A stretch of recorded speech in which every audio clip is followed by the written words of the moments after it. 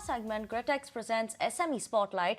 Let's welcome Shiraz Ibrahim, MD at Transteel Seating Tech. And obviously the IPO has opened up today. Shiraz, thank you so much for joining in with us this afternoon. Subscriptions opens today, going on till the 1st of November. Right. Exciting time, right? So thank you so much firstly. And if I want to start by, let's talk about the company, right? If you could explain our viewers, one, what the company does as well, and what is the present positioning of the company as on date in terms of the domestic market when you would come. Thank you for having us on the show. See, every office requires furniture, and in India it's a 40,000 crore market, which is largely tapped by the unorganized players. So our online model powered by Google has given us access to this segment, and we've been able to grow our business and supply quality office furniture to customers who've largely been covered by the unorganized retailers. Also, I want to just understand a bit more in terms of what is the outlook that you're seeing in terms of growth that is there as an opportunity in the Indian market specifically for the company. If you could specify a bit more in terms of that as well.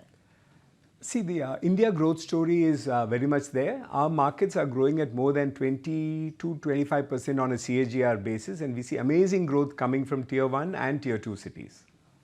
Okay, amazing growth that is coming in from Tier 1 and Tier 2 cities, but anything in focus that you have specifically that we could talk about, like your expansion plans in the Tier 2, Tier 3 cities as well then? Our Google-powered online model enables us to scale up very quickly. We are able to open an office and serve customers in Tier 2 cities within probably 24 hours to 36 hours. We see growth coming from Lucknow, Kanpur, many Tier 2 cities like that. Okay, also I just want to understand in terms of your key customers that are there, and is it purely a B2B play that is the company caters to?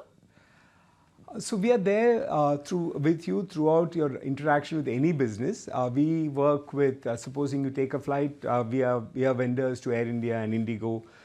If you take a loan, one of our customers is SBI.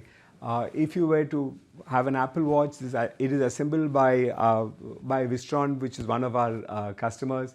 Healthcare, we work with Fortis and Manipal. So we are with you throughout the businesses. Ours is a direct-to-business company. We are partial towards online customers who reach out online. Okay, also let's talk about a bit on the financial front as well, right? FY23, 59 crores is what your top line came in at, and last year it was just 28 crores. So almost, doubling in terms of that versus last year. What's led to the strong uptake? Was there some additional orders that have come in for the company as well? It was actually our online pivot and the digital model of ours which got us access to small and medium businesses. We were able to get a large number of opportunities, which we almost converted 60% of that, because we've been in this line for almost 28 years, and our expertise in that got us the conversions. Okay, and let's talk about the bottom line as well, right? In terms of the profits of the company, that was at around 9 crores in FY23. A significant rise that we've seen there as well. Any key specific reason for that, for this uptrend that we've seen in the profits? Is again the customer segmentation which got us a rise in profits. We were able to target mid-sized companies who were being mostly serviced by small retailers, and it was with these customers we were able to command a premium in terms of our products with our corporate build quality and our experience. Okay, and also just in terms of, if I want to understand your capex plans, obviously what is that, with the IPO coming now, what are your capex plans, and could you tell us more in terms of the IPO use of these funds as well? So most of our capex, we are planning to use it for die jigs and fixtures for chairs, some machinery expansion for our woodworking facility, plus for working capital and general corporate purposes. Okay, and just in terms of the outlook on the margins, where do you see that headed from here on? Do you expect a further growth coming in the margins of the company? We are very bullish on the margins. We are focusing on operational efficiency to improve our margins. We also have plans to diversify our product range. Exports of green and sustainable furniture is one of the key growth factors which we think will drive our margins better. Okay, that's where you see, obviously the factors that will be driving the margins of the company as well. And, just in terms of the opportunity, is that something you would look on the domestic and global front? What is the opportunity you're seeing for the industry and for the company? Globally, ours is more than probably a 40-50 billion dollar industry. We see huge opportunities for India in this space.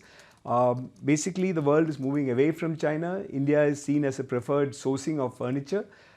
Export of furniture would be a key driver of growth from all kinds of furniture in India, and we hope to take part very actively in the export of office furniture going forward. Our domestic market also is growing very well. We see tremendous opportunity for office furniture in worldwide and in India. Okay, and just anything specific that you would want to tell us in terms of how much is the IPO proceeds actually going to be this time? So to get a breakup in terms of the division of the IPO as well, how much amount is going to be used? We would see about, we plan to use the IPO for growth.